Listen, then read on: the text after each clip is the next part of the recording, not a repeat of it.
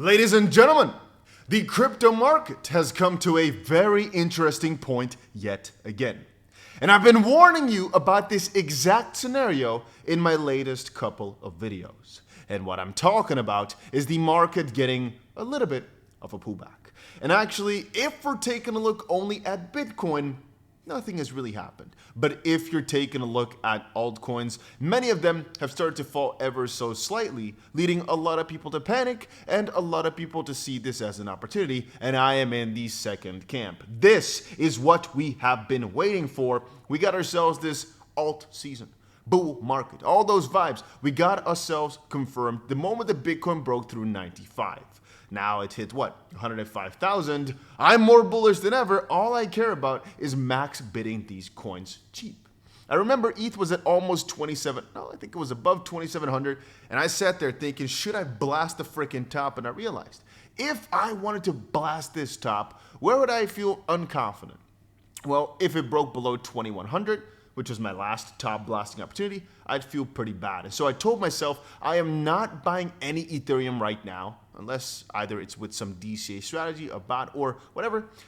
I'm gonna put my basically my original buy price now at 2,100 with the idea that even if it goes to 2,450, I might as well buy something, but I will not buy anything above 2,500. And now, if we're taking a look at Ethereum, it is at just below $2,500 a coin, which is, well, I wouldn't say exactly where I'd like to buy at, but this is, quite good for the strategy. And that basically goes along the lines of, if you have not got any strategy in place, and you want to enter with size, right? And you do not want to go for one of the bot strategies I've talked about before, because most of these still work regardless of the climate. If you just want to buy ones with big size as a trade, it is very often wise to not buy in immediately, but buy in where you think you'd get stopped out at, or where your whole market would get invalidated. Why? Because if you're starting out, you're going to be wrong most of the time. So better to be safe than sorry.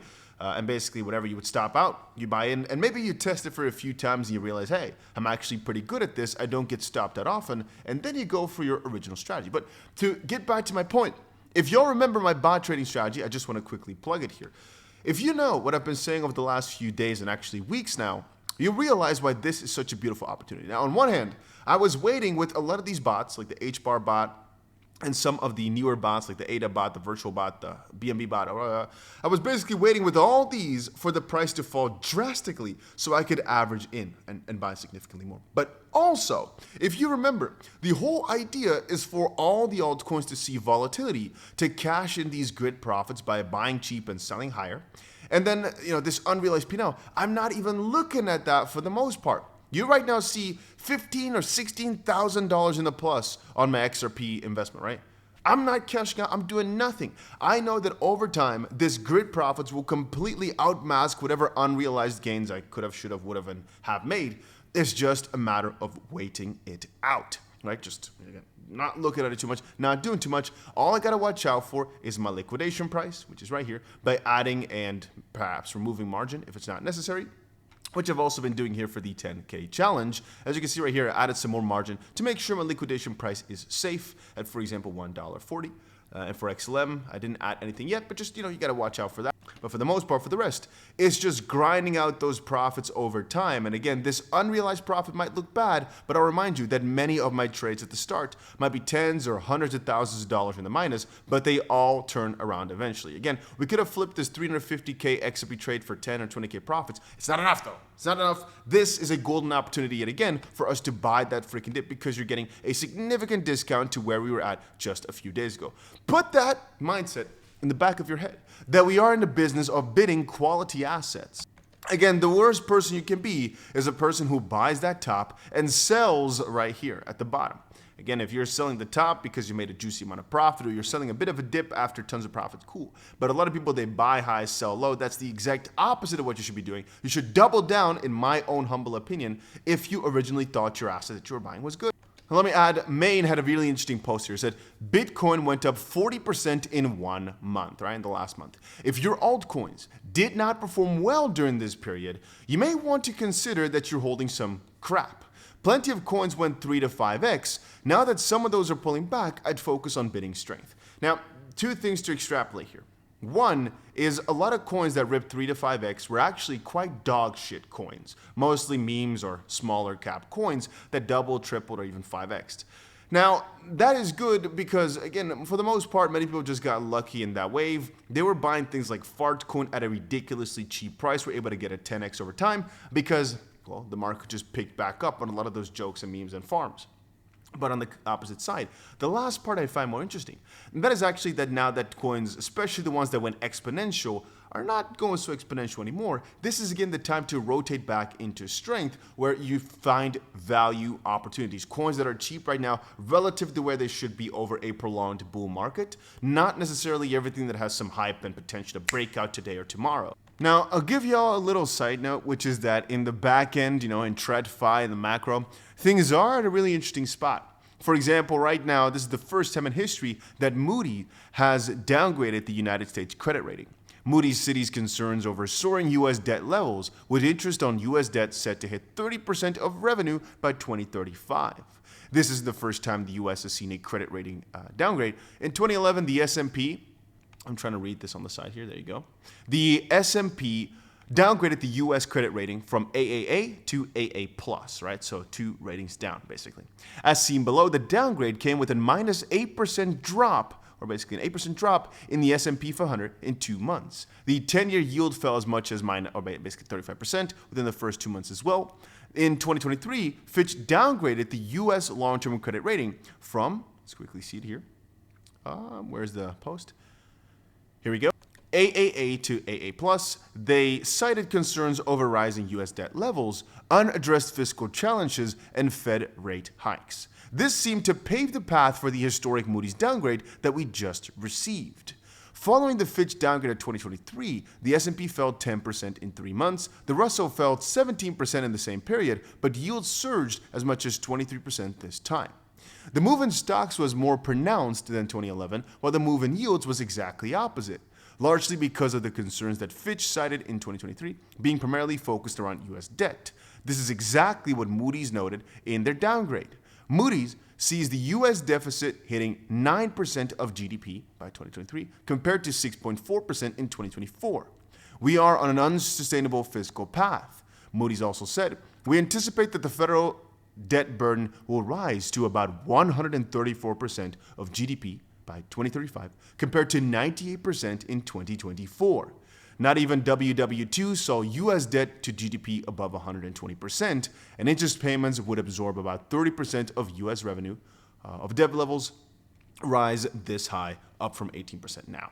The timing on this downgrade was strange, though. It came at 4:45 p.m. Eastern Time on a Friday, after operations. Normally, I would say OPEX is operational expenditure, but maybe this is options expiry. Minutes before the close for futures, the initial reaction was similar to 2023, with yields rising and stocks falling. Why was this not released on Monday or earlier in the Friday session? Why just before the market close? U.S. deficit spending has been propping yields for 12 plus months, as seen below. The 10-year yield and the S&P 500 widened their performance gap heading into the trade war. Between deficit spending and the basis trade unwinding, rates are about 90 base points higher than the pre-Fed pivot. Now, I can read a bit more into this, but the long story short that I quickly want to describe here is you're also basically buying into this asset class with the idea in mind that perhaps stocks are about to kick the freaking bucket. Because realize that, well, gold is pretty cool in a lot of ways, sure. But if you think about the certainty of gold, but then the potential of the crypto assets in an altcoin season, there's no second best, right? I still think that as of this point, max bidding cryptocurrencies, just shutting your ass up, not thinking too much, not overthinking it, not overdoing it, and just going for these is the best possible action. And I will make this video every goddamn day if I have to. All right, I'll wake up here, make a video screaming at your face about buying cryptos at these prices. I'll go to bed happily, knowing I told everybody that this is probably one of the best times to buy. And I'll wake up the next day again, scream the exact same thing. Why? Because most people are still suspicious, not necessarily of the crypto market as a whole, but of, but what if it falls shut up. All right, just shut up. Don't think about it too much. If it falls further, well, first of all, If you invested every cent you've got in one move, that is done. All right? I always recommend people get some money on the side. Don't go all in. Even if that was the deepest point, the best point, it's almost never worth it because mentally, you'll almost never feel as good when the price starts going up and you went all in versus when the price starts going, versus when the price starts going down really hard, but you already put everything in. All right? It is not worth it from a risk-reward perspective to go all in ever. All right? I would never do that. I would never encourage anybody to entertain that thought. Another one is don't borrow money really, from friends or family to go through with this endeavor. If you are, you got to be prepared to lose everything. And if you are doing that, if you're prepared to lose everything, brother, the world is your freaking playbook, man. Have at it. As it currently stands, Bitcoin is still facing that similar level at about $103,000, $104,000. We again are unsure where this is going to close tomorrow because right now it's Saturday. Tomorrow obviously is our critical day. Most altcoins from that level, where Bitcoin basically got rejected, have also started to fall, have yet to build themselves a proper base. But in the meantime, even though my bots are down on P&L, they're actually still printing in terms of grid profits. And I guarantee you right now, not financial advice, I guarantee this to myself mostly, that every single one of these will be in tons of profit again soon. All it takes is time. But in the meantime, they'll be grinding out these grid profits, and as long as I do not let them get liquidated, we'll be making tons of money on these over the next few days, weeks, months. It doesn't matter. You just look back every now and then back to this channel because you'll see, oh, Dusty, you're losing money. Oh, you're back on. Just wait. Just give it some time. You will see how interesting this is going to get. The only thing I have to watch out for is to not get liquidated, which is why leverage can be a bit of an annoying thing. But to me, as I always say, if you're only buying in with a part, we said before with this 𝗕𝗏𝗀𝗃 bot, for example, we're only buying a very, very little bit because if the price goes down like 50%, we'll have to buy more and just get the proper dip in. But for all of these bots, I just wanted to get myself a position so we could start just grinding out these grids, and potentially if we went lower, we'd again average in for our start price, but at the same time it can still just cash out grid. Why not? Yeah, I wanted to quickly say that about the current crypto market, the current macro. Things are good. This is the golden opportunity you've been waiting for. Countries are freaking bidding. All right, we just got ourselves a new speech by the Trump guy saying, oh, but we're trying to be first in this crypto race, but many countries will follow. Realize that right now it's a race of countries, not just individual investors no more.